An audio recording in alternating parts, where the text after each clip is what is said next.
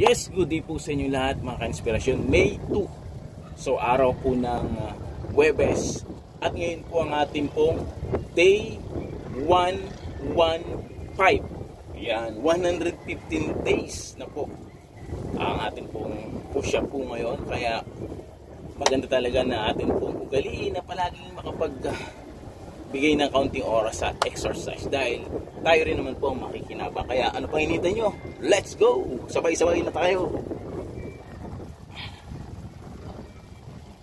1 2 3 4 5 6 7 8 9 10 11 12 13 14, 15, 16, 17, 18, 19, 20, 21, 22, 23, 24, 25, 26, 27, 28, 29, 30, 31, 32, 33, 34, 35.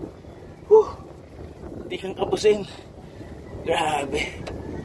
Salamat po sa Diyos siyempre sa buhay at lakas at sa marami pang mga bagay na ginagawa po niya sa atin. So, lagi lang natin enjoy yung buhay. Siyempre, doon tayo sa paggawa ng mabuti. So, let's go. Bye. God bless po.